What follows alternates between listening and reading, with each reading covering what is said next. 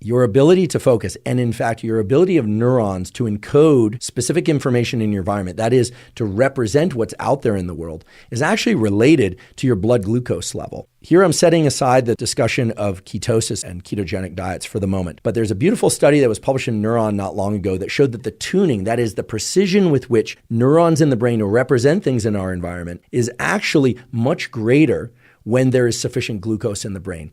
Translated into English, this means that when we are fasted or when our blood glucose is very low, we aren't able to perceive and think about things as clearly. Now, there's a twist to this, however. Many people who practice intermittent fasting, and I should say I practice a sort of pseudo-intermittent fasting. I generally eat my meals between the hours of 11 a.m. and 8 p.m., although sometimes there's some wiggle around that. Occasionally I have an early breakfast. I'm not super rigid about it. But I know there are a number of people who are doing longer fasts or they're eating in a 6-hour window. Intermittent fasting has a lot of different potential benefits. For some people, it's a convenient way to restrict their calories. For other people, it's a convenient way to avoid eating. That is, it's easier to not eat than to eat a small portion, so they opt for intermittent fasting, and so on and so forth. But one of the things that you hear very often is that some people like being fasted because they like the clarity of mind that it provides. Here's the situation. Neurons, unless you're in a ketogenic diet, really thrive on glucose. They love glucose. And as I mentioned before, your ability to think and perceive things is actually enhanced by having sufficient glucose in your bloodstream. So why would it be that some people experience a heightened state of mental clarity when they are fasted? I've certainly experienced that before.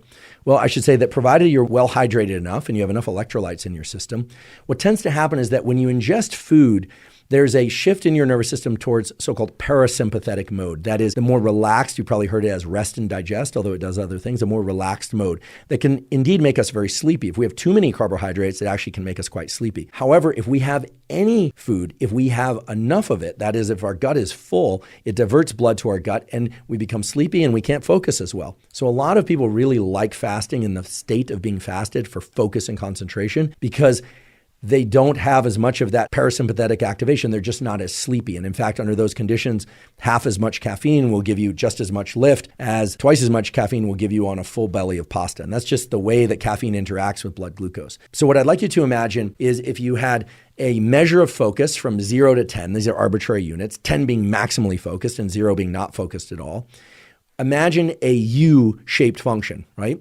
Where if you're very fasted, you're going to have a high degree of focus and concentration. But then if you ingest some food and your belly is full, your focus and concentration is reduced. But having enough blood glucose and maybe even elevated blood glucose will increase cognitive function. So there are two ends of the spectrum. On one end of the spectrum, blood glucose is relatively low and you're fasted and you can think and behave in a very concentrated way. And on the other end of the spectrum, you have a lot of blood glucose, or I should say sufficient blood glucose. You never want your blood glucose to be too high. And that allows your neurons to encode and perceive and basically allow you to think really clearly. So you sort of have to pick your condition. What do you want for your bouts of focus and concentration? I actually do both. So what I do is, as I mentioned before, I eat my meal sometime around 11 a.m., my first meal typically, unless I'm very hungry when I wake up.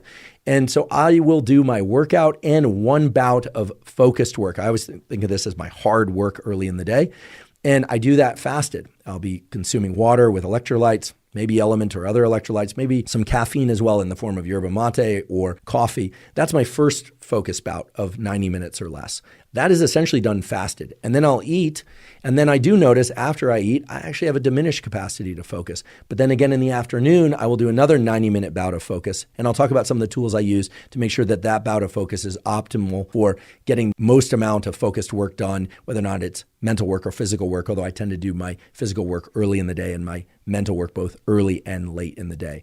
So to make this very simple, or as simple as I can for you, being fasted is great for focus and concentration, provided you're not thinking about food the entire time. And being fed is terrific for focus and concentration. It actually can improve neuronal function, provided that you didn't eat too much food. So one way to manage this is if you're going to have a lunch, to make sure that you don't stuff yourself at lunch, that you're not overeating, and to not get quite so full that you push your nervous system into this parasympathetic mode and make it hard to focus in the afternoon. I know a lot of people experience a dip or even a crash in energy in the afternoon that make it really hard to focus.